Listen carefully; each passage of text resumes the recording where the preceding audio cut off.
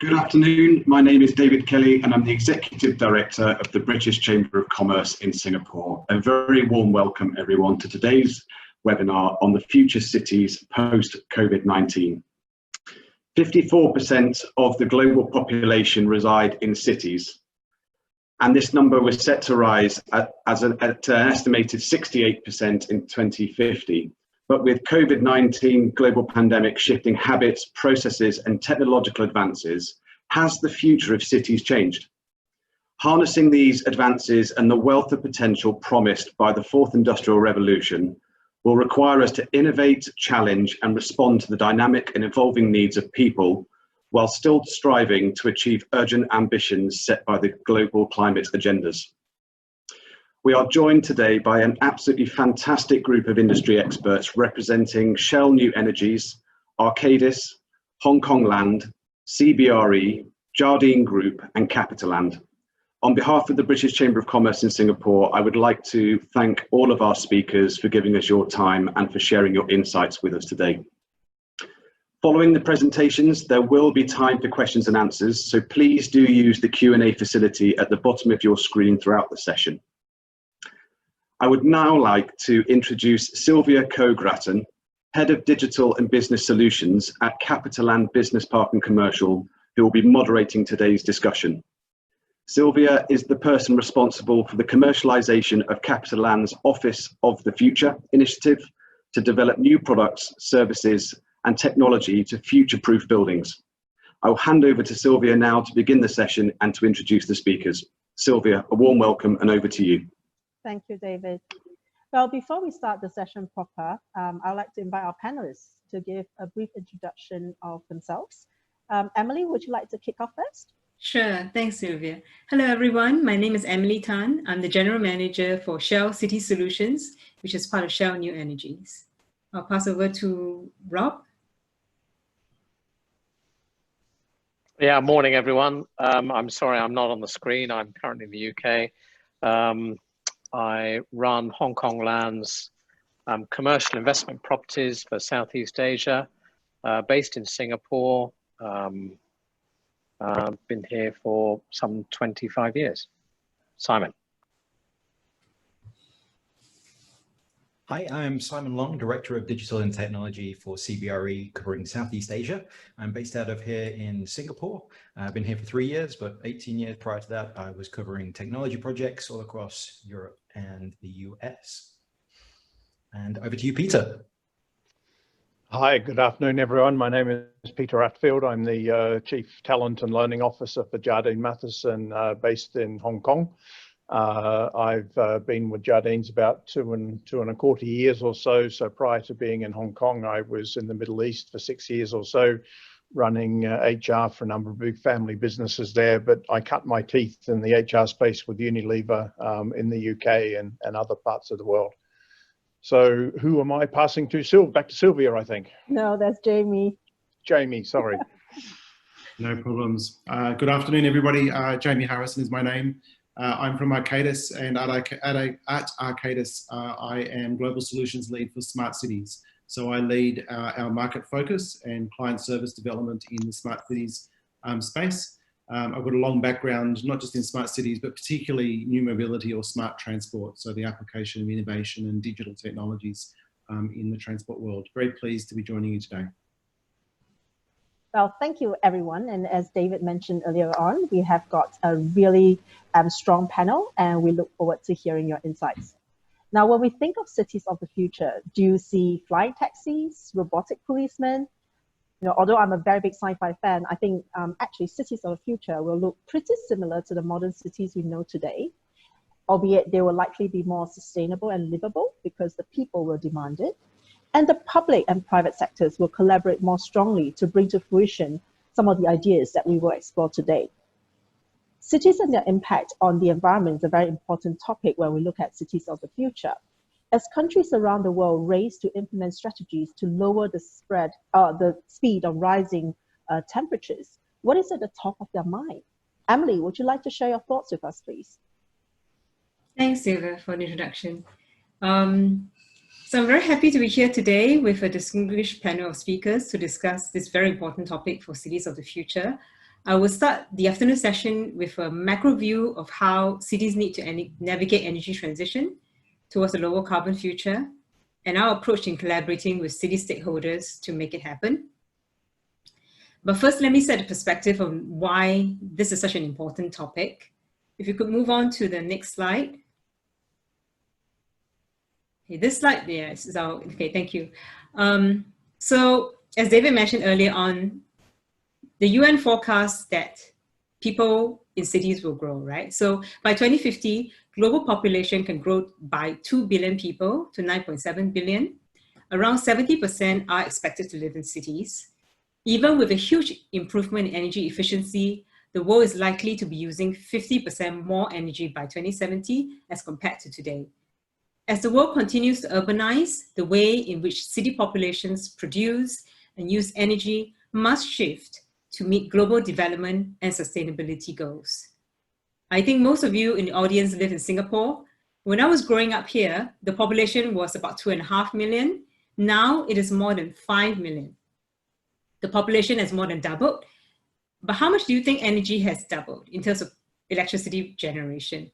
It has increased not just by 2-fold, not just by 4-fold, it has actually increased by 7-fold.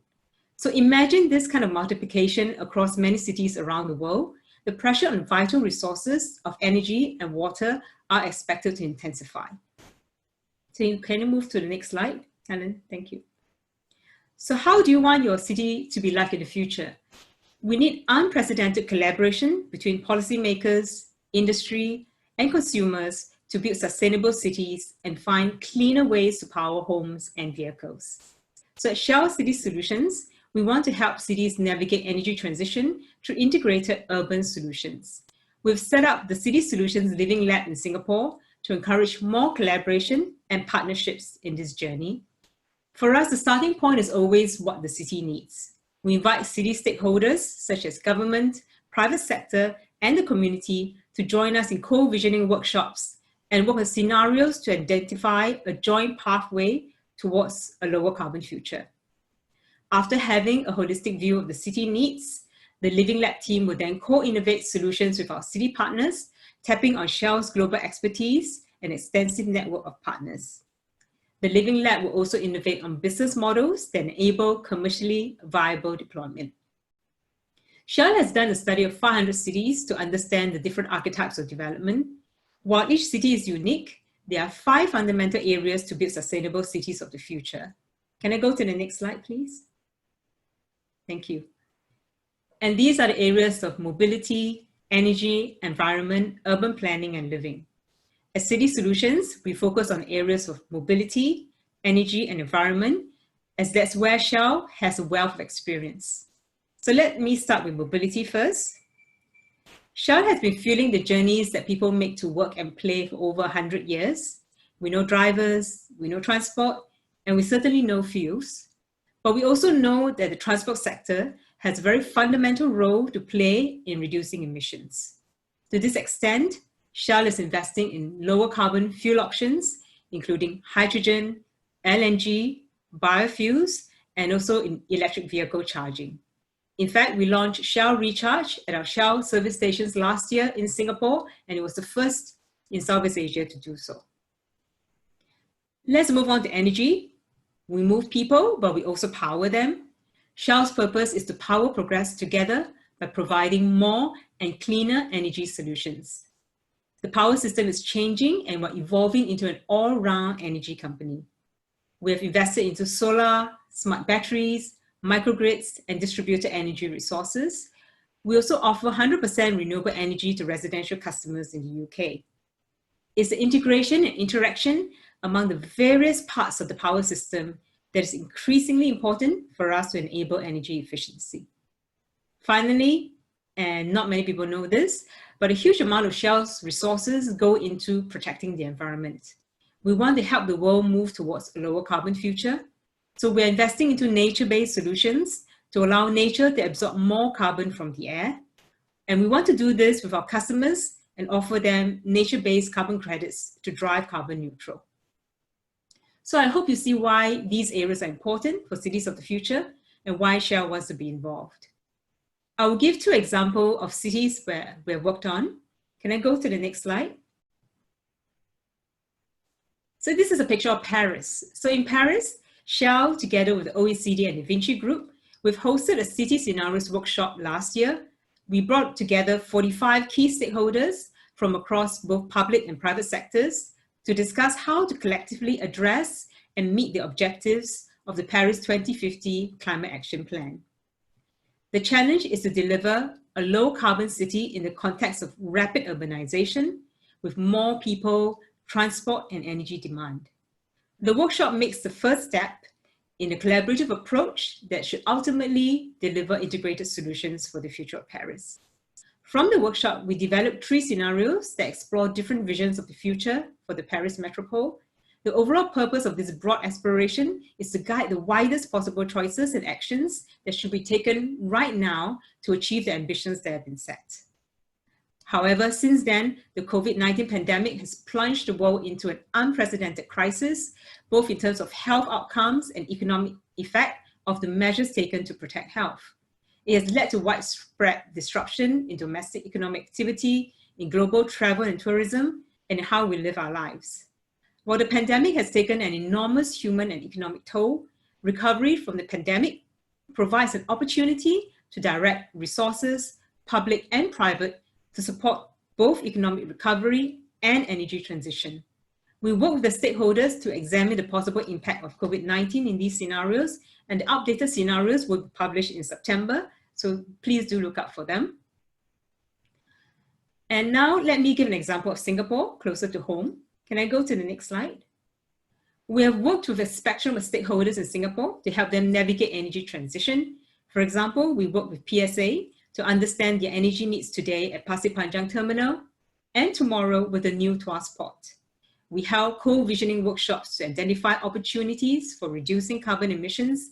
These include cleaner fuel options and the study of a near net zero energy building. We can help key stakeholders work on system level changes to enable adoption of cleaner transport fuels. We're also looking into digital solutions that can make mobility easier and more efficient. We have signed an MOU with the Energy Market Authority to jointly work on spurring the adoption of energy storage systems by piloting use cases and designing effective business models. This will also support wider solar deployment. We've just launched a grant call last month to co-partner SMEs to develop smart energy management systems that will integrate the use of solar power, energy storage systems to provide faster EV charging. So each of these experiences gives us continuous learning, and we hope to propagate sustainable city solutions across the world. And finally, to my last slide. So I would like to invite you to come and partner us at City Solutions Living Lab. Shell has a unique position with our breadth of products and solutions, our global reach and our global partners, and importantly, our desire to help the world move towards a lower carbon future. It is only through collaboration that we can make cities wonderful places to live and work for our children, grandchildren, and many generations to come. So please come and partner us. Thank you. Thank you, Emily. That's really inspiring. And I think we'll need to have a chat after the webinar. So thank you, Emily. So Jamie, one of the topics that Emily touched on in her presentation was mobility. Now, the sure sign of a city that is developing well is unfortunately traffic congestion. As a mobility expert, what are your thoughts about the future of how we get around? Thank you, Sylvia. Very happy to share some of my thoughts and Arcadis's experiences in terms of what we're seeing with mobility trends for future cities, particularly in a post-pandemic world. I've provided a snapshot of this on the next slide. I think that one of the first things to recognize is that there are a set of existing megatrends, and I don't think we're actually seeing those megatrends change. So the backdrop of, I guess, trends that are driving mobility choices for cities, I think remains there, but then we're seeing some changes as emerging trends in a post-pandemic world. But just to touch on those existing trends at the moment, So one of the big ones that Sylvia, you just touched on is the question of car use and congestion. And it always has been, and I think will continue to be a challenge in terms of balancing car use and providing the public transport infrastructure and other mobility options to address congestion. So that remains. And if anything, we're seeing a resurgence of car use in a post-pandemic world. So that will be a continuing trend and probably an intensified one in the next few years. The next existing trend is around what I call new modes, new focus and new tools. So this is, I guess, the increasing innovation we're seeing in mobility around the use of digital tools, be those the mobility apps, and new modes, e-scooters, share bikes, share car schemes and so forth, giving people more options. And I guess a greater use of technology at the front end, at the user interface of their transport usage. And a big focus on the customer. So rather than moving vehicles around a city, a big focus by transport operators around moving people and being very people-centric. And the last sort of emerging trend will continue, and that is a continuing integration of land use and transport planning. So I guess in the bad old days of transport planning, it was always just about the transport network without a lot of collaboration or integration with urban planners and with land use planning. And thankfully, we've seen that shift dramatically over the last 5 or 10 years, and that will continue. And particularly in a post-pandemic world where we might see some patterns of travel change and potentially some land uses change, that will be a continuing focus. So that's the backdrop. But what we're seeing, I guess, is some emerging trends in a post-pandemic world starting now, and I think gaining increasing prominence are the three on the bottom part of the slide there. So the first one, to use an urbanist term, agglomeration or relaxed agglomeration. So this is the intensity of people living in cities and the economic and social and other benefits that you get from that.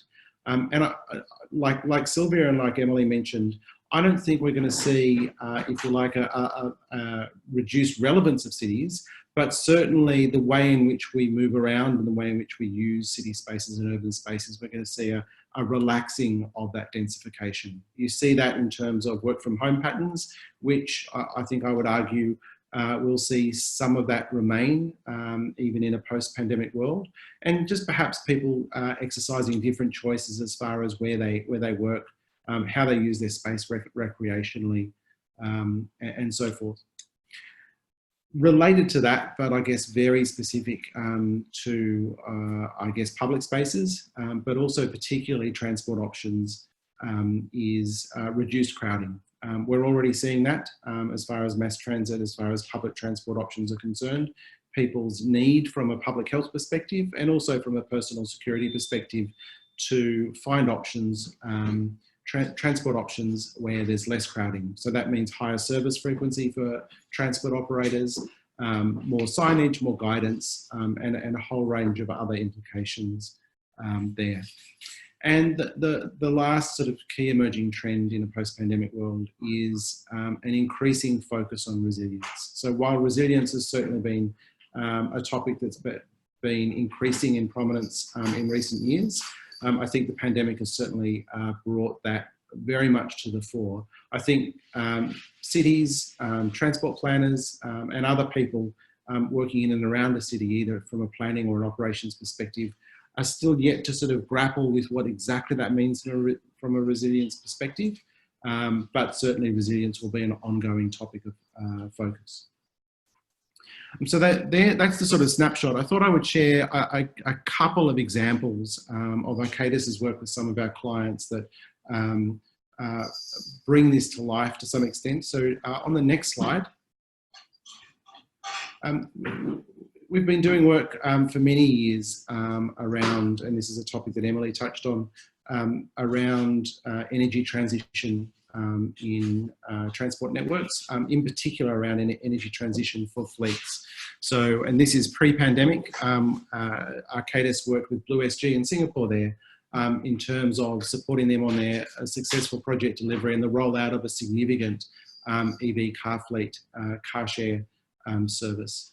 So that's, I guess, some background pre-pandemic as far as some of Arcadis's work, but we're certainly seeing now an increase, partly due to sustainability interests, but also now in terms of the pandemic to sort of start to, I guess, moderate or put in place the infrastructure to offset what might be some increasing car use in a post-pandemic world. So recently we've been working with New Jersey Transit to develop scenario planning outcomes or scenario planning document to identify what's needed for the agency's bus fleets and all of the infrastructure, route planning and so forth that goes on with a transition, an energy transition for their fleet. We've been doing some similar work in the UK with the Met Police as far as their transition of the police fleet to EV. And that's now led to Arcadis now having an integrated digital platform or an EV planning tool that we're able to offer as a consistent platform that provides a very data-driven and evidence-based approach to understanding, optimizing and visualizing what it means to transition your fleet to EV. And that might be from a public transit perspective, it might be from a waste or a city services perspective, police, emergency services and so forth. On the next slide, please. And this is one, I guess, that I touched on around the new modes, new focus and new tools. And we are certainly seeing an increase in demand from clients and from cities around micro mobility. So e-scooters that you can see featured here from Lime are an example of a new mobility option. It is one of many new mobility options. So recently, and this has been covered quite prominently in the press, Arcadis has supported Lime as far as their successful pitch and rollout in Paris. And that's included everything from policy considerations to operational considerations as far as the uptake of e-scooters in Paris and particular to the Lime fleet. Another example of that, Washington DC, Department of Transport, we've had some ongoing work around evaluating micromobility impact on public transport, so the balancing of mass transit and what has typically been, I guess, e-scooters and other micromobility options as a first and last mile option. But in a pandemic and a post-pandemic world, we're seeing greater interest in these sort of options, not just for first or last mile, but for people to have an option where they can feel less crowded, feel safer and relieve pressure on the mass transit network, which has a benefit for transport operators and cities as a whole. Next slide, please. Now, this is my last slide, and if I was to leave you with one message as far as what I think we're seeing in a post-pandemic world at a city level, and particularly for mobility, and that is, I guess, from a pandemic perspective, I guess we've been forced into a world of continuous innovation. Cities, individuals, families, businesses have had to adapt very rapidly and continue to adapt to changing circumstances. That is an example of continuous innovation. It might have been an unwelcome one, but it is one that I think in most cities around the world, and particularly in Asia, we've seen that people and cities and businesses take up the challenge really well. I guess my message is that in a post-pandemic world, I would like to think that we will see a continued focus on, an ongoing focus on continuous innovation. That for me is what a smart city is about. It's what smart transport or smart mobility is about. The ability for a city, for a transport operator, for individuals, for businesses to be able to understand human needs. What are the needs of the community that they're serving? To perhaps model, trial, prototype interventions. It might be changing a service frequency for a transport service, or it might be introducing a new mode like e-scooters or car share. Seeing how that integrates in the broader transport network and the community, monitoring and measuring that, and then continuing through that cycle. So it's not a set and forget. It is an ongoing focus on continuous innovation. And I'll leave you with that thought for a post-pandemic world. Thank you, Jamie. Thank you. Well, now we're going to shift gears a little. I think Emily and Jamie talked about the more macro sort of factors. Now, another sure sign of a city that is developing well is the rise of skyscrapers and people going to work in nice office buildings. Now, as the architecture design of office buildings gets fancier, what's really going on inside these buildings? Do we still need offices in the future? Rob, would you like to tell us more about your thoughts on future of the office, please? Well, it's a good question, Sylvia. But before I start, I should highlight that this presentation draws information from various sources, including our own tenant survey, but I'm conscious that I haven't listed these. And that these sources are JLL, CBRE, Savills, the FT, The Economist, and many, many others. So what is the office and is it dead? This is a big question with many diverging views, but I'll attempt to try and summarize some of the high-level discussion points. We've all read the articles in the papers, seen the doomsday reports on the television, even discussed it at the dinner table, which I'm horrified at. But the death of the office was the conclusion reached by many, given the general success of work from home experiment, which we're all currently a part of. Many, however, will recall that before COVID-19, companies were already exploring or undergoing changes to their portfolios, recognizing the improvements in technology, the increasing demands from their employees, and the growing trend of work from anywhere, which has lessened the dependence on physical offices. So COVID-19 has essentially acted as a sort of an accelerator, with concentrated periods of working from home, bringing this all into focus, which has brought about the debate on the future role of the office and how it would evolve, posing the questions to, I guess, many company leaders. So what is the office? Well, after summarizing various research from the sources that I've mentioned earlier, as well as many others, the office is, in summary, it's a silent partner to a company's brand. It's a tool for engaging and attracting talent, which I know Peter will speak more about later. It's a place that drives collaboration, productivity, and innovation. So, maybe perhaps the office isn't quite dead, but it's definitely changing. Next slide, please, Helen. So a couple of numbers from a survey that we conducted with some of our larger space users. 65% of our tenants said that the physical office importance will decrease only slightly post-COVID, and 70% that a portion of the workforce will work remotely in the future. Now, none of this is terribly earth-shattering news, but it does indicate a trend driven by a combination of employee demands and indeed employer flexibility. Next slide again, please, Helen. So although working from home was quickly adapted for a majority of employees at relatively short notice, it is not without its challenges. It's not a one-size-fits-all solution. And indeed, many of us have been competing with our own children for bandwidth. I know I certainly have. Many employees, particularly in Singapore and Hong Kong, live in small apartments or multi-generational family accommodation, which, let's face it, doesn't work for everyone. And this has undoubtedly led to some practical challenges. So it's far from a perfect scenario, but recent events have provided some sort of a catalyst for change.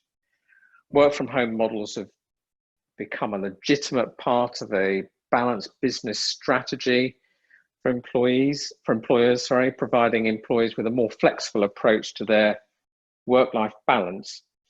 However, after speaking with a number of certainly our customers, this should not be seen really as the next normal. Terrible phrase, I'm sorry. Furthermore, as the pace of disruption accelerates, which Jamie alluded to, the need for teams of individuals to collaborate to achieve innovation that gathers pace. 2, remote collaboration is possible. However, when surveyed, most of our customers agreed that face-to-face debate and discussion was most definitely the preferred and most efficient enabler. Next slide, please, Helen. There's some more statistics for you. Everyone loves these. Again, in our survey, 60% of our customers said they would allow remote working immediately. And CBRE's research, sorry, Simon, indicates a growing number of employees prefer a hybrid of remote and office work. Next slide, please. Now, whatever your views are on WeWork and other such models, they have indeed forced both employers and landlords into reviewing their traditional models for offices. And I think that this will lead to a fair amount of consolidation in the co-working sector, with many landlords offering their own solutions. Indeed, we're doing that. Many companies have modified their layouts, moving away from sterile environments to ones with more fancy fit outs, with breakout space, quiet areas, play areas, a creche, and those larger organizations, some with even a bar, all in an effort really to make them a more attractive proposition for employees. Now, I'm not sure how many of you have visited Google's offices in Singapore.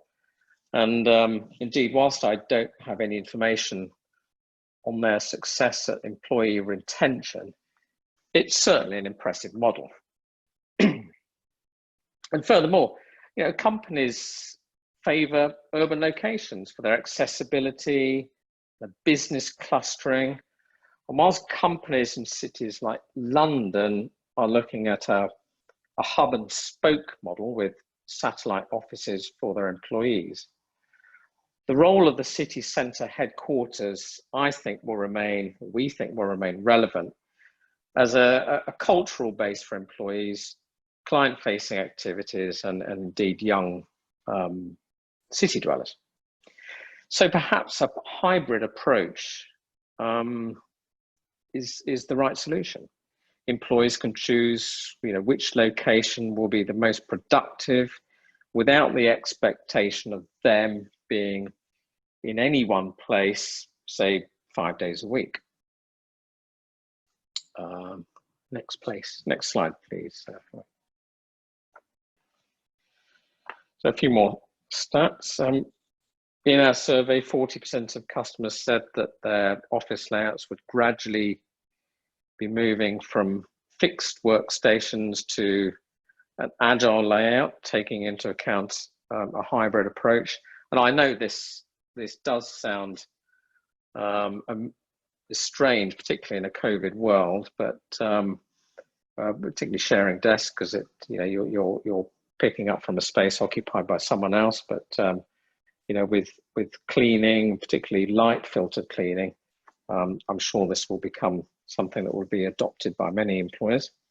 And also 80% that said that flexible office space would play a greater role in their future planning, whether that's work from home, secondary office locations, or other solutions. Next slide, please. Now, Singapore and Hong Kong are somewhat unique in that commuting distances are not really the challenge. So the sort of hub and spoke model that I talked about earlier is not really that relevant. However, in the face of greater uncertainty, employer and employee demands for working flexibility will mean that in order to remain relevant, office owners will undoubtedly have to adapt their business models.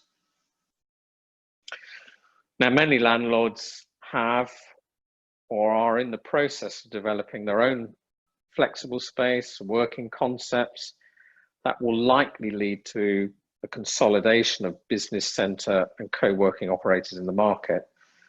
And I'm not sure how many of you are aware, but there are over 80 operators in the small market of Singapore. There are over 250 in London. I mean, it may also lead to a repositioning of certain office assets. And the Singapore government, as always, are a leader in this space, and they have indeed launched an initiative to promote the idea of repositioning office properties, or older office properties particularly, in certain areas of the business district.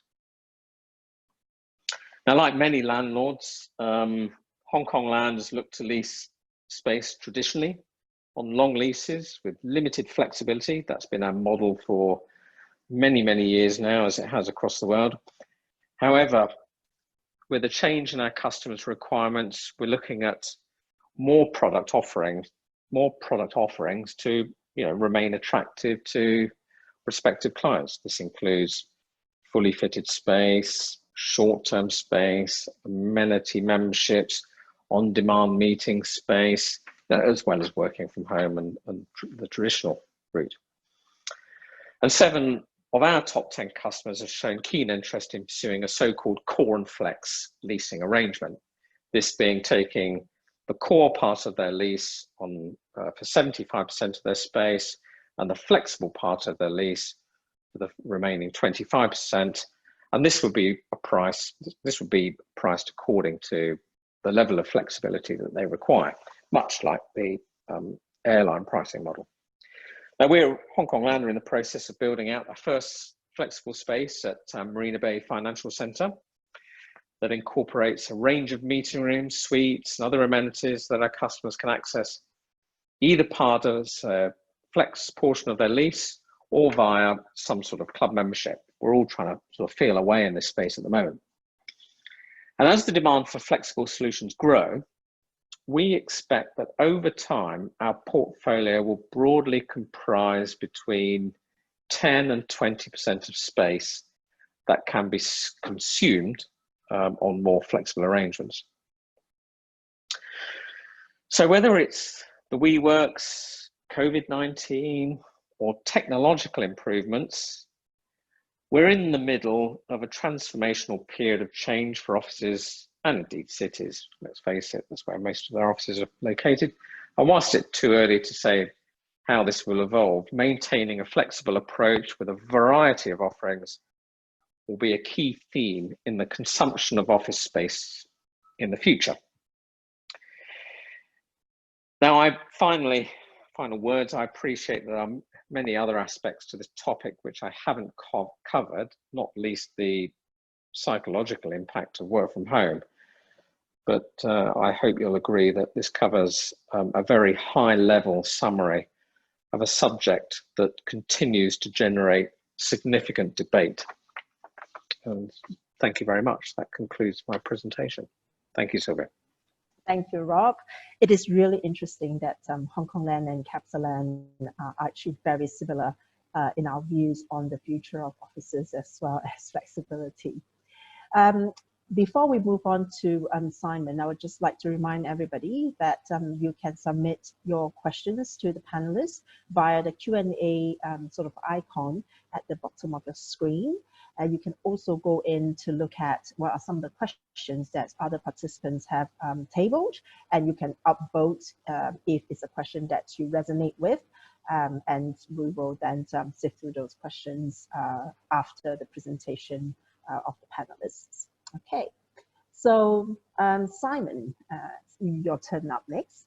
Now, in order to work efficiently and effectively within that hybrid model introduced by Rob earlier on, what are the changes to our technology landscape that will be required? Thanks, Sylvia. So yeah, I think Rob's given a very good introduction to what's going on in the discussions around the workplace We're hearing a bit about cities, the transport, travel changes, and energy changes. So I thought I'd bring it all together a little bit and show how technology is affecting every step of that and where we sit within it right now. So next slide, please, Sylvia. So we are in a state of change, it's fair to say, but that change is already showing some permanent features. A recent survey by SAP indicated that out of 4,500 businesses here in Southeast Asia, 80% of them expected a significant change to their business model. Only 1% of businesses were expecting a return to business as usual. And I'm pretty much guessing that that's the 5G rollout, because that seems to be the only technology project that seems to be rolling. Facebook, Google have all announced majority of people working from home until 2021. But as Rob mentioned, talk about getting rid of so much office space. And then even companies like Siemens, a engineering company that was founded 172 years ago, announced last month that they would permanently, regardless of what happens with COVID, allow 2 to 3 days of home working per week for over 40% of their staff. On the flip side of that, we're seeing here record signups for Deliveroo and Foodpanda. And on April 19th, Singapore had its first drone delivery of a package. So with all these changes to where we work, how we eat, how we shop, what will this mean for our cities and our workplaces? Next slide, please. So what I think is, before we step through and look at that, is just mapping how that change is going to look. We need to create a model that makes sense. So what we do within that is we create what we refer to as a smart ecosystem. And the best way to consider this is as a 3-tier model. Spaces, it could be workspaces, could be an office space, could be a retail space inside a building, it could be a high-rise, it could be a mixed-use property inside a city. So they've got those 3 tiers of interconnected components. And that all the way goes from in a coffee shop, inside a mall, inside a suburban town, to being, an executive office suite in a high-rise in a capital city. Why do we look at it in that way? Well, the change now affects us everywhere. As I said, how we work, how we meet, how we shop, how we go about our daily lives. Now, technology underpins every tier, every process that we step through on a daily journey. If we can get those technologies to talk to each other, use the data and use analytics, there are some really great opportunities for safety, efficiency, and innovation take us through that I think with what we're going through now will begin to demonstrate really some of the power that smart cities can bring us. So next slide, please. So creating an interconnected future. So what do I start with today? So one of the things we're seeing a lot of demand and interest for in the workplace is sensors. Here in Singapore, we're being told that we can bring 30% of our staff back into the workplace. We need to know those numbers. Also, we want to make sure that they are maintaining a safe distance apart from each other. There are a lot of modern sensors now for occupancy that can not only count the number of people in an area, but ensure that they are maintaining a safe distance between each other. Well, what that means though, is with 30% of people back in that office space, some of that office space might not necessarily be used. Now, we are going to have some common areas, kitchens and bathroom areas, which are going to be shared, but maybe 50% of that space isn't being used at that time. Now, it's not to say it's not going to be used going forward, but what we have the ability right now with systems is to say we can design lighting systems and cooling systems in a modular way in which we can turn off zones or even floors. So knowing where we have people, where they are and what they're doing, we can begin to interconnect that data. So that if 30% of my workforce is only working on half of the floor, I can potentially start to turn off all the systems that are on the other side of the floor. I can ramp them down or I can turn them off completely. If we begin to interconnect some of these platforms, and we're already seeing some examples of this now, we can even use the lighting to indicate where people sit and if they are breaching social distancing. So lights could flash to indicate, please pay attention to keeping apart from each other. Now, what if the office uses 2 floors?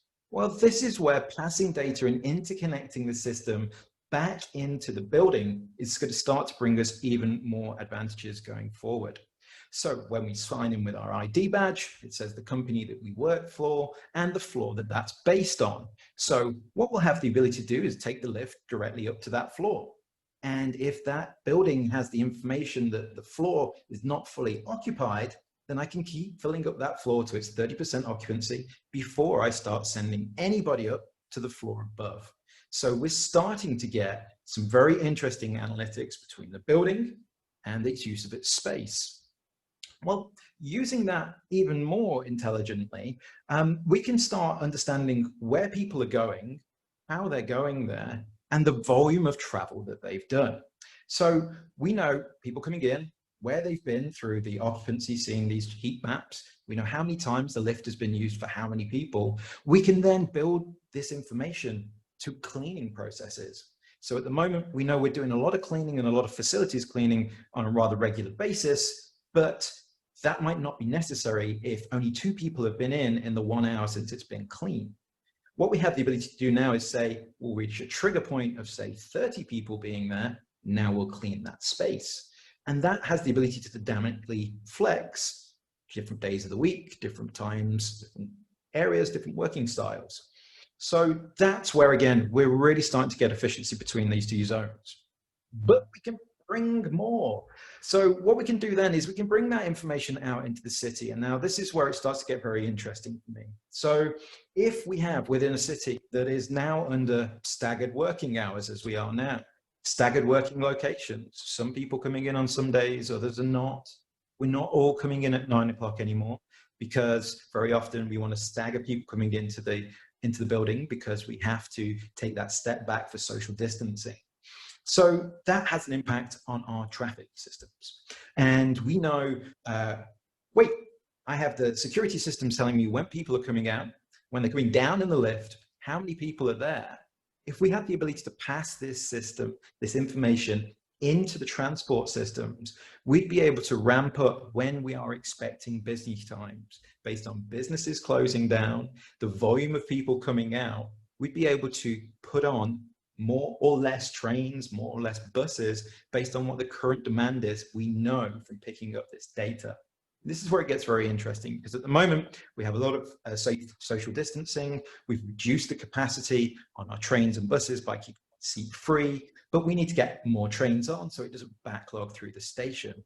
But again, should a backlog arise, we could take that information, pass it back to the building to say that this station is currently at maximum capacity, perhaps take another station.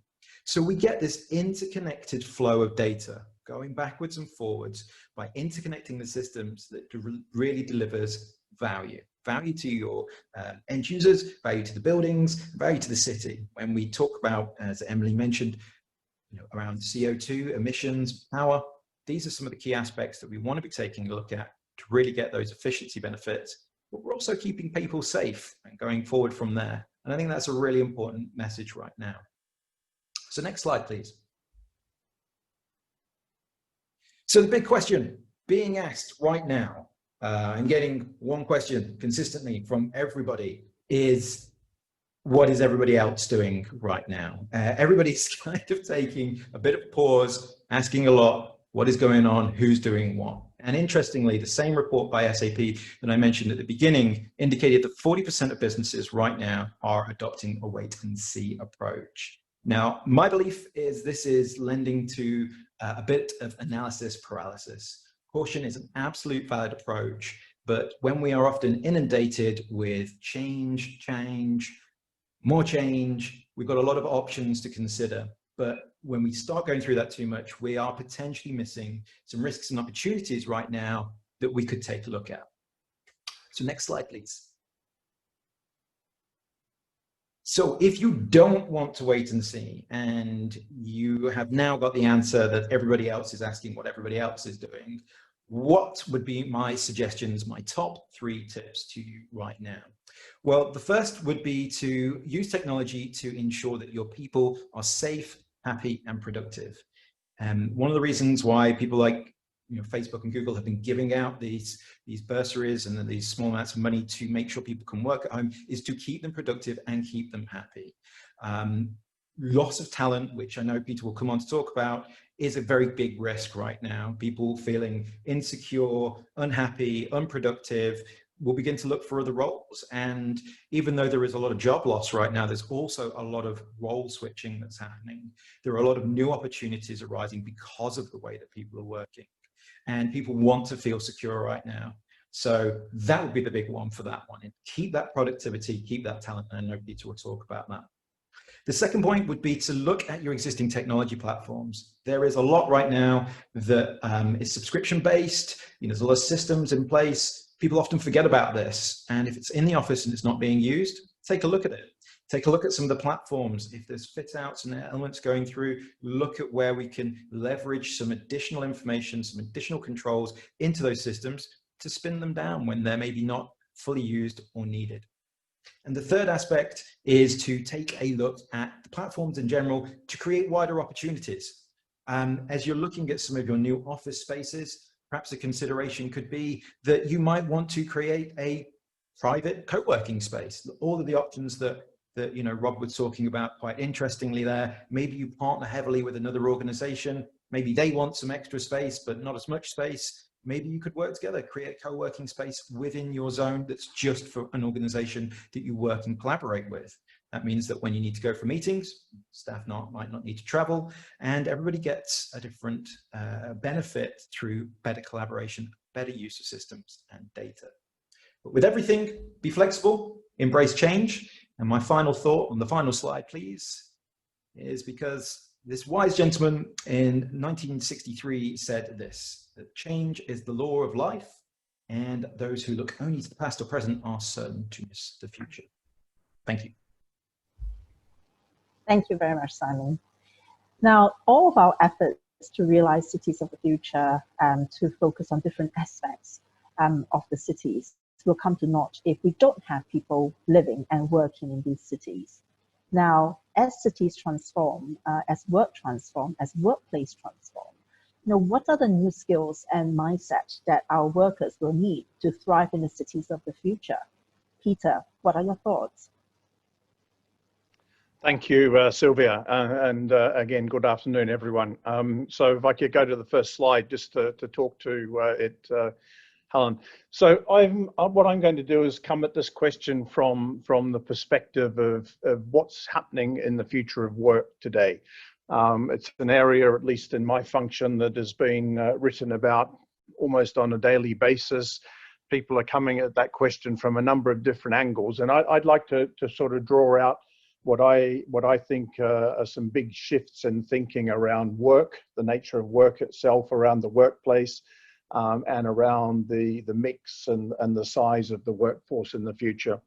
And what I will then do is make an attempt to, in the case of future cities and future buildings, after all, I'm just an HR guy, and what would I know about cities and buildings? But I'm going to make an attempt to draw some conclusions about what I think it means, and importantly, I guess, what does it mean for today's organizations?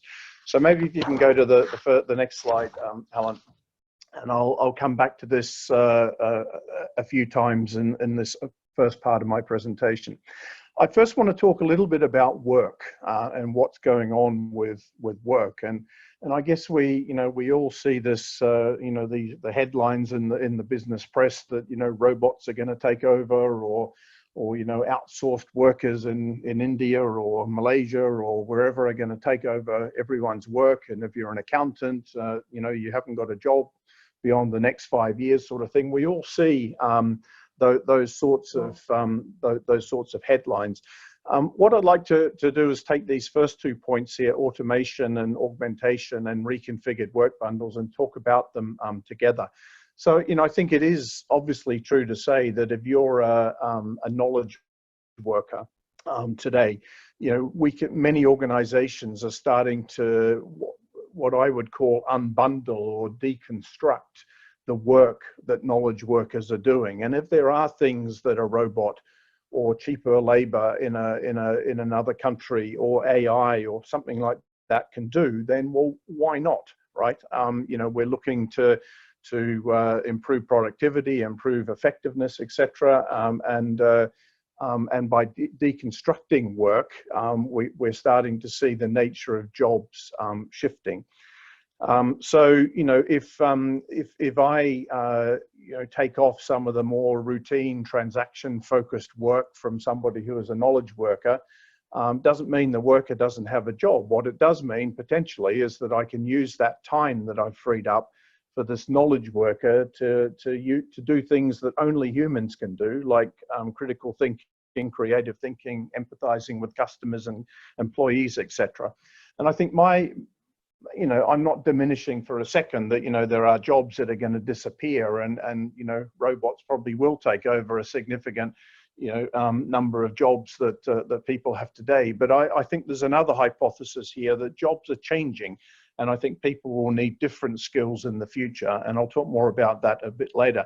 And I just want to give you one example to bring this to life, which is, and it's a really old example, but I think a really interesting one, that when ATM machines were brought in back in the 1970s and the mid 1970s, and just to give you some statistics, at the time there were 350,000 bank tellers in the US alone. And of course, ATMs came in, and what was said, well, tellers are all going to lose their jobs because these automatic cashier machines were going to take them over.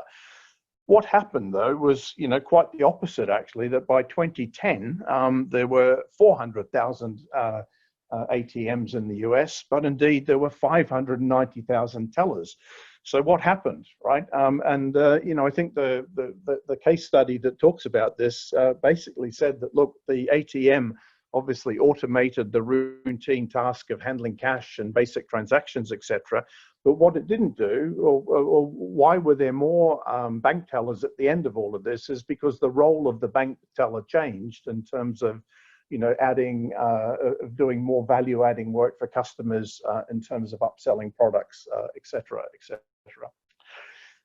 Moving to the last couple of points here, connectivity and collaboration, and anytime, anywhere. Now, obviously, COVID-19 has sort of accelerated this trend to anytime, anywhere work. I guess it's not surprising that the technology platforms like Zoom and Slack, etc., their share prices have done amazing things in the last few months, because they've enabled us to be connected. Or indeed, I saw a joke recently about COVID-19 accelerating digital transformation faster than any chief digital officer has managed to do. And I think we can all obviously recognize that. If you go to the next slide, Helen, just to show this in perhaps a different way. And this is taken from a book that was called Reinventing Jobs back in 2018. And what it was basically looking at was how would the democratization of work, or better said, the move away from more sort of traditional full-time employment relationships to more of the sort of the freelance gig project-based economy, how would the democratization of work and how would the shifts in technology affect the future workforce? And the authors here are obviously hypothesizing that eventually will probably be some hybrid of all of these things, but I guess we're moving to the top right-hand corner here, where the type of work is changing, which obviously has big implications for the sizes of workforces. It has big implications for the type of space that's needed, as Rob and Simon talked about before. And indeed, as technology becomes more ubiquitous, and as our sort of technology that we use for work becomes as good as what we have at home, etc., is going to start to usher in an era of what the authors call Uber-empowered work. If you go to the next slide, Helen, to talk about workplace, and again, I'm not going to, this has been well covered already by previous speakers, but I just want to make the point here that, obviously the workplace is not just a physical place. It's a place where people go for their social and emotional needs to be met. It's a place where that brings to life, if you like, the purpose and the sustainability credentials of the organization. it's a place that brings to life the, you know, the sort of the digital transformation that all organizations are going through today. You know, I like Rob's talking about all of the, you know, the articles and things we've read about the death of the office. But interestingly, I just read another one yesterday, just to add to this debate, from the New York Magazine, and the headline for this particular article was "Don't give up on officers just yet." And it was for all the reasons here, emotional, purposeful, sustainable, etc., that the particular writer was bringing to the fore. And I think for me as an HR guy, you know, I've always believed very, very strongly that the workplace has a major impact on culture in organizations, particularly around the way organizations innovate, the way they collaborate, and the way they bring to life the purpose of the organization, which, you know, as we all know, recruiting, you know, today's generation of graduates, if the organization doesn't have a purpose beyond making money, it's very hard to attract them. On workforce, you know, skills and competencies, you know, we can all read the lists of the jobs that are going to disappear, you know, in the coming years. You know, there's a statistic around that says professional skills will have a half-life of 50% of whatever it used to be. Another interesting statistic I read recently is that 65% of kids who are entering primary school today will have a job that doesn't even exist today. So, you know, trying to look into a crystal ball around the types of skills and competencies that are going to be required in the future. There are many, many lists, and I have a point of view, but you know, it's a question, I think, of again, there was a wonderful quote from Marshall Goldsmith, one of the world's preeminent leadership coaches, who said, you know, what got you here won't get you there. And I think fundamentally I believe in that, and having a learning mindset, a growth mindset, is very important. But if you go to the next slide, Helen. Increasingly difficult, right? And we've all seen statistics like this, that, you know, the modern day worker is basically overwhelmed, distracted, and impatient.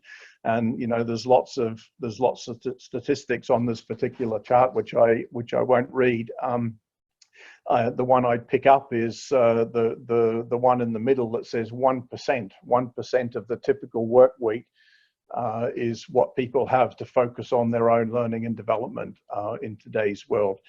And I guess, you know, it's both a sad reality for most of us, I suspect, but it's also, I think, a bit of a wake-up call and a call to action. If, you know, if we are to stay relevant in this world of you know, Uber empowerment, if you like, going back to the previous slide, how do we do that when we're overwhelmed, distracted, and impatient? The next slide, Helen, if I just finish off talking on workforce. So, you know, to talk a little bit about the size and the shape of the workforce in the future. So again, you know, in a world where the gig economy is emerging, where, you know, in the US alone in 2018, there were 57 million freelancers. You know, I think matching people to jobs and projects to skills is an increasingly hot technology space in HR. You know, there are a number of the big players now, the HR tech players, who are starting to talk about what they call a talent marketplace, which is, you know, how do we reach into and out of our organization to find the talent we need, you know, and maybe not for jobs, but for projects. You know, I think this is going to have a major impact on the size of the retained workforce, I think, in the next 5 to 10 years, as companies realize that they can reduce their fixed cost base quite significantly by thinking differently about the size and shape of the workforce. Diversity and inclusion, or inclusion and diversity, as I prefer to call it. You know, there's my favorite quote on this is diversity is being invited to the party, inclusion is being asked to dance. I've been in this region for 2 years now. Obviously, our diversity and inclusion issues are not the same as you see in the States or Europe, for example, but the ability of organizations to respect identity, I guess, is very key. Do we value uniqueness? Do we build belonging? And again, many organizations now are starting to build the whole notion of taking inclusion and diversity more seriously into their purpose as an organization. And finally, around employee experience, in the old days, this used to be called employee engagement. If you go to the next slide, Helen, there's a model here from Willis Towers Watson that I particularly like in this space. Engagement has been around for 15, 20 years now. I still believe it is an important notion, but it's been broadened with this thinking now on employee experience. How do we align purpose, work, people, reward in a way that creates an employee experience that wants people, that enable the people want to join the organization and people want to stay with the organization. One of the other reasons I like this particular model is it talks about the notion of essentials, or what I would call table stakes. If you haven't got those table stakes in place, then forget about doing all the sexy things on top of it, because it's a bit like, I guess, Maslow's hierarchy of needs, that if you don't satisfy the basics, you don't get to do the more important things that cause people to stay. And then if I move to my last slide, and again, so I've talked about some of the disruption that I see in the space of work, the workplace and the workforce. If I then try and think about, if you just run the one more build, Helen, think about the implications that might have for the future of cities, buildings, and today's organizations. So again, I'm just an HR guy, so what would I know about the future of cities? But again, I think I heard these points from all of our speakers that do know about cities, that if we don't start building cities which are designed around the people that live in them, and perhaps taking a human-centered design type approach to design in the future, especially things around accessibility, around community space, around the general livability of cities, with a workforce that is and sort of a hybrid workplace, as Rob talked about before, then they have to live within cities that are more flexible and more livable. I think the other point I'd pick up here is the point about seamlessly catering for different demographic groups. We know in Hong Kong now, for example, affordable housing is a massive issue, social and political issue, public transport, healthcare, etc. But again, accepting that there's going to be different, very different demographic groups in all cities, how do we make it feel as inclusive as possible? Buildings, I'm not going to talk about. I think we've heard it all, but obviously, the sort of interplay, if you like, between the building and the culture that the organization wants to create is really important. And I think that's where, whether it's around the sustainability credentials of the building, the accessibility, the ability to create both public and private communities within buildings, the ability to enable health and wellness type activities in buildings, all of those things are very important, because all of those things obviously are what companies are trying to do in terms of their employee experience and in terms of developing their culture. And I guess, if it were me, I'd only go to a building that would enable me to do that sort of thing.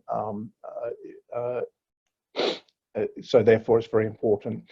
And then finally, in terms of today's organizations, and I've mentioned all these things, and I guess they're obvious, but if you're not working on creating a purposeful and inclusive culture, if you're not working on creating an employee experience, a digital workplace, a culture of lifelong learning, rethinking employment propositions. It's not just about a full-time employee anymore. There are many, many other options that can be considered.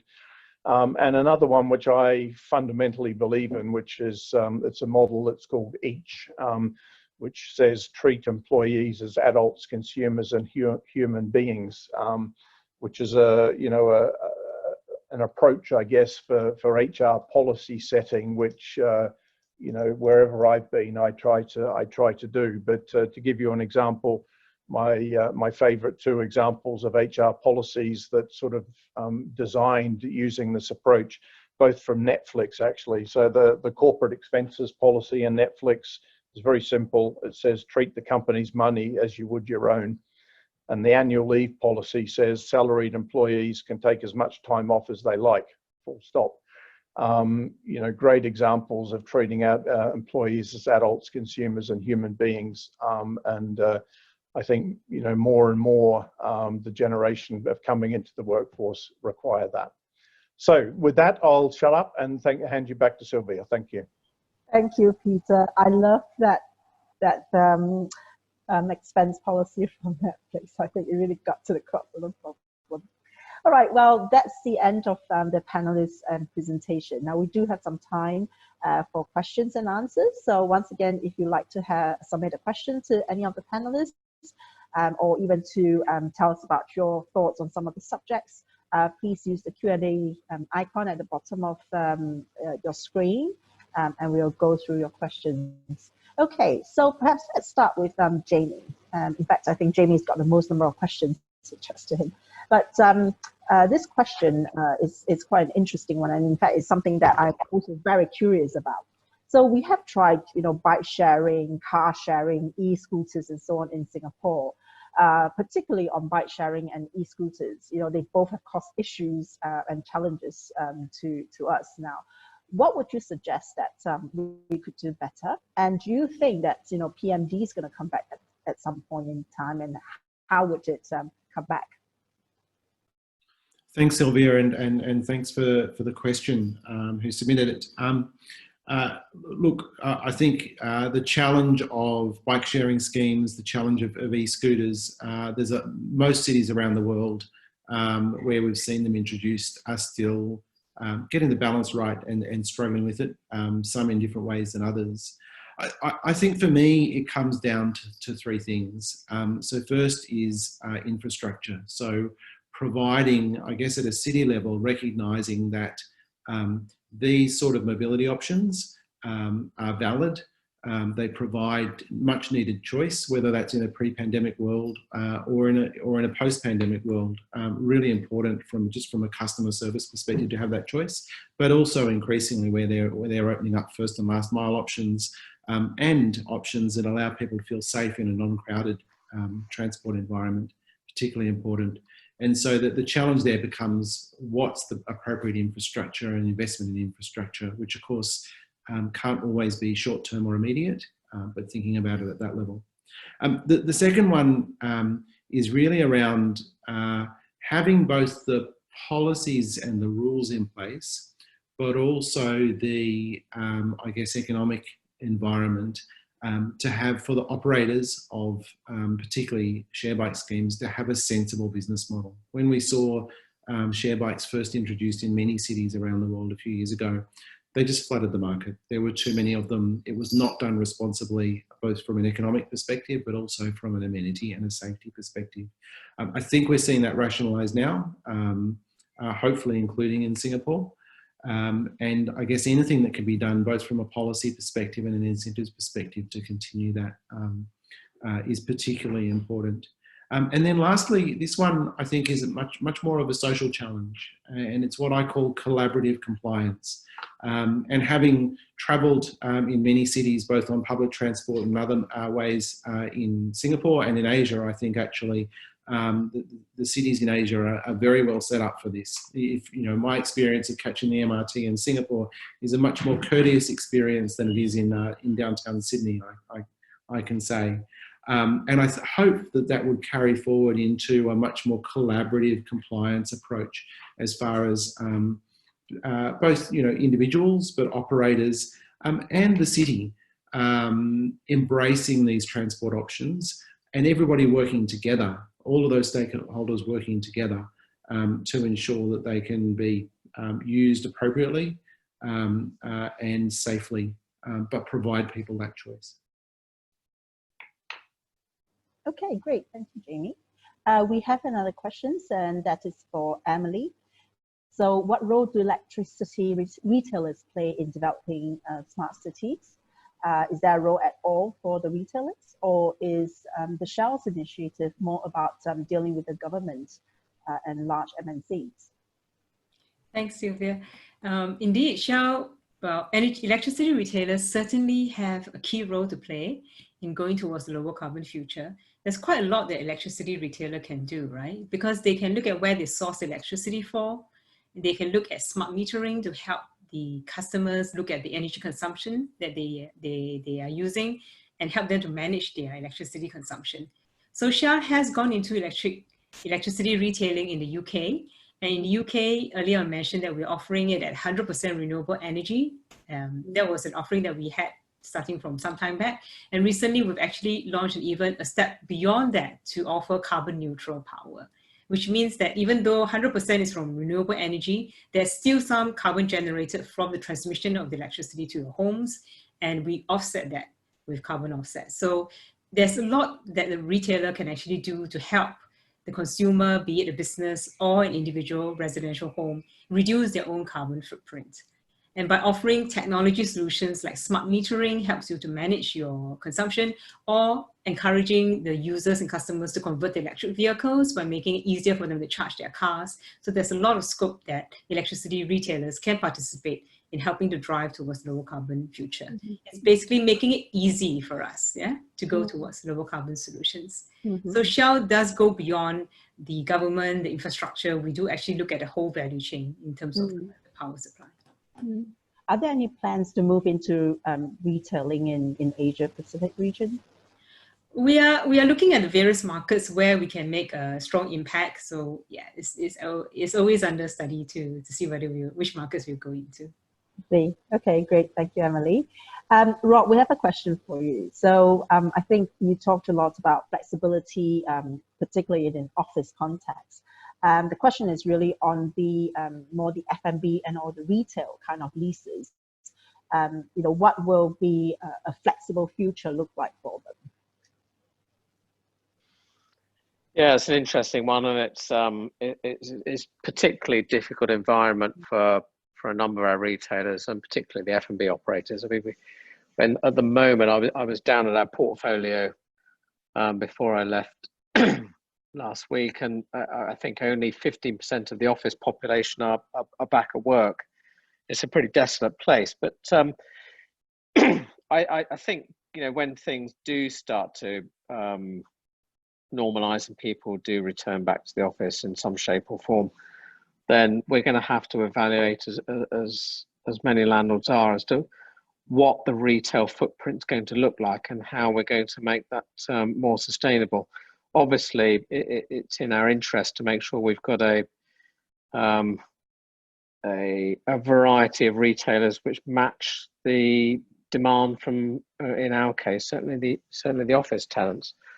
And I can even see, perhaps in the interim, many landlords moving towards just a GTO format. So they pay a percentage of their rent in accordance with the sales that they make. But I think even some of those are starting to struggle. So I think until we return, in Singapore's case, I think we're currently at level 3. If we go back down to level 2, where more people return back to the office, then hopefully things will pick up. But yeah, I think it's incumbent upon, it sounds strange coming from a landlord, but it's incumbent upon, I think, the landlords to be responsible and try and help a lot of these retailers out, particularly the F&B.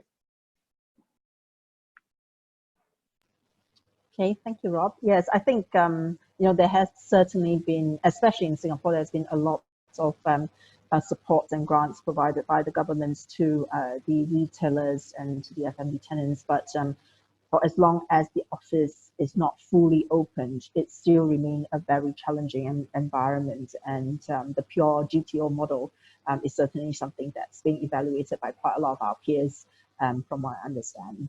So thank you for that, Rob. Right, so I've got a question for Peter. Now, according to LinkedIn, so they ranked the top 5 soft skills and top 5 hard skills that are most needed by companies in 2020. And the first 2 for the soft skills are actually creativity and persuasion. I'm just curious to hear your views about whether or not these are, you concur with these skills, and or what do you think are the most important skills that workers of the future should possess? Yeah, well, far be it from me to contradict a LinkedIn survey, Sylvia, so it must be right. But I guess if I put it into my words, I think there's a couple of areas that I think are increasingly important, particularly for people in leadership roles who are sort of casting a shadow or sunlight over people that are underneath them. I think the first thing I'd say is critical thinking. The ability to sort of scan the external world, to understand the change that's happening, to see the wood for the trees, to filter out the noise, to sort of identify the 2 or 3 things we're going to do, and then to do them in an agile way, fail fast, learn quickly, move on. I think that whole sort of that continuum of critical thinking to agile implementation and that whole cycle is increasingly important for people in leadership roles in particular. I think the other thing I'd say is, and I mentioned the word before as well, as empathy. I think one of the reasons why the level of engagement in organizations has gone up dramatically during the COVID-19 times, I think, is because bosses have suddenly, they've been forced into this need to be more empathetic with their people, to get closer to them, to understand them, etc. And I would, I hope we don't lose that. And I would add the sort of notion of empathy, not only for our people, but for our customers, for our suppliers, for the societies that we live within, etc., etc. So increasingly, I think empathy is a soft skill, if you like, that good leaders will have more of in the future.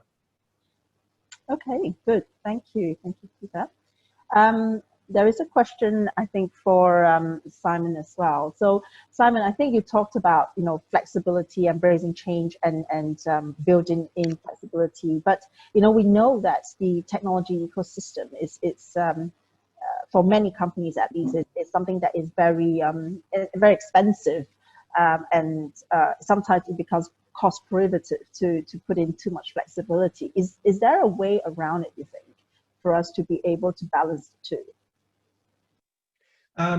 So flexibility is really, really an interesting one, right? So you've got to bear in mind, if you're creating multiple areas and spaces, like I said, for people to work, you've got to make it easy for them to work in between those spaces. So one of the big challenges we actually have right now is everybody's been pushed home, and we are expected to have video collaboration and things like this without the tools that we're used to having in the office. So we might use the same software, so Zoom, Teams, but for people who were in office environments using things like Cisco or very more fixed platforms, it's very different coming home. So I think one of the key things to take a look at is, what is the best common platform for the users in your organization to collaborate with, and one that they can use regardless of their location efficiently. And I think that's the best way to address flexibility right now, because like we said, you could have them going back to the office frequently, infrequently, from home to a co-working space. The real trick will be selecting a tool that offers a good fit. And it won't be perfect, because there is no one size that fits all, or else it would be thing on the market. But find what works for the majority of your users, and then try and identify a couple of points of the things that don't. And what you might find is they are people like your executive teams, your management teams, people who need to do HR and training remotely, and give them some better tools that they can take with them or have set up as almost like a second office location to give them some better flexibility and stronger tools for collaboration is the best way I would say to address it. Okay. Well, just actually on that point, on secondary office location, dispersed working, we've got two questions here that are sort of similar in concept. I'll first take a step at it, and then I think maybe Rob, you can come in as well. So the two questions were really around distributed working, and if people are kind of going to be remote working, you know, in order for us to reduce commuting and reduce our carbon footprint, are we going to see more development where we can integrate, say, residential and commercial function, or even perhaps shopping malls with commercial functions? And what are the panelists' take on it? I think, at least from the work that I've done with CapitaLand with regards to dispersed working, we are definitely looking at the possibility of integrating some of these flexible working, pop-up working kind of models in our shopping malls and even in our hotels. In terms of the actual development of mixed-use developments, where we've got residential, commercial, and retail all in one, I think Hong Kong is certainly one of the world leaders of this sort of integrated development, and Hong Kong Land is no stranger to these kind of models, right, Rob? Yeah, so I mean, addressing the first one and the sort of mixed use properties, and I'll come back to a point that I think I just answered on the text, is that the second largest Starbucks in the world is actually in Bangkok. It opened in 2018 and has a very large co-working space and 2 meeting rooms.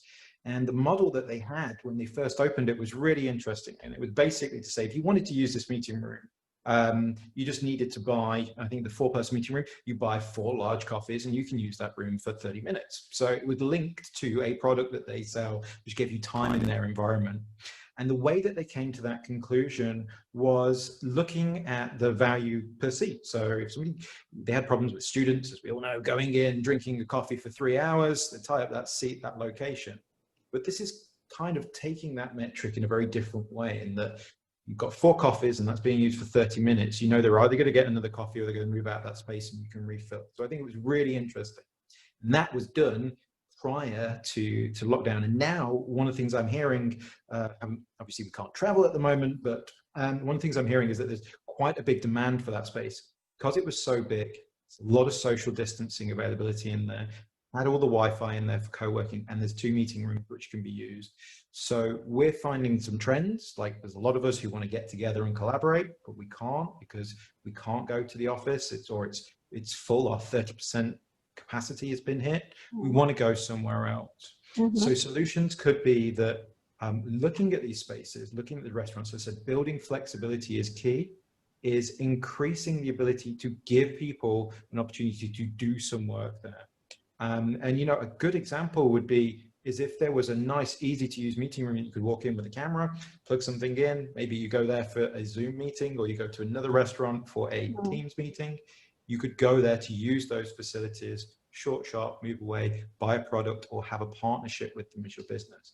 So I think that's a really interesting one in terms of looking at that. And even prior to COVID, just touching on it quickly because I know we're wrapping up soon, but we were seeing a lot of new mixed development properties springing up here in Singapore that were trying to get it very much quiet. The condo I live in actually has, first set of floors to businesses, there's retail on the ground floor, but it's not very integrated in terms of, me being able to go down and use joint facilities and stuff like that. I think it wouldn't be much for us to change those systems and really open that up as a new way of the new normal design for spaces going forward, because that flexibility, regardless of what happens, has value. Great, thank you. Well, conscious of time, I'm going to hand it back to David shortly, but thank you everyone for your views and for your candidness in answering the questions that has been tabled by the participants. So back to you, David. Thank you so much indeed, Sylvia. Thank you for being such a great moderator for that session. And thank you to our speakers, Emily, Jamie, Robert, Simon, Peter, for your presentations. Really, really interesting, really insightful, great perspectives. Thank you so much for sharing. The Chamber has some fantastic webinars coming up. So just to name a quick few for you while I've got you, we've got our virtual Back to Work Summer Social Networking this Thursday. It's one of our attempts to try and ensure that we keep that connectivity between our members, and we'll have a welcome by the President, Richard Warburton, but also we'll be welcomed by Alex Bamford, the Deputy High Commissioner at the British High Commission, and Steve Firstbrook, the Country Director for the Department of International Trade. So please join us, and you can also bring a non-member too. We've also got on the 27th of August an event around everything you need to know about the Chamber. So it's a bit of an update from myself and the team and some of our board members around what we've been doing, how we're doing it, and how you can get involved as well. So it should be a really good interactive session. And on the 1st of September, we've got a developing a hydrogen economy event, discussing the future of hydrogen in the context of UK expertise and Singapore's green economy. So a very on-topic theme there as well. You'll receive a feedback form from today's session, so please do fill that out and help us as a Chamber to understand what you would like to hear a bit more of and how today's session went. And that leaves me to say a big thank you for joining us all today. Once again, thank you for the speakers and for some great sharing, and we very much look forward to seeing you all soon. Take care.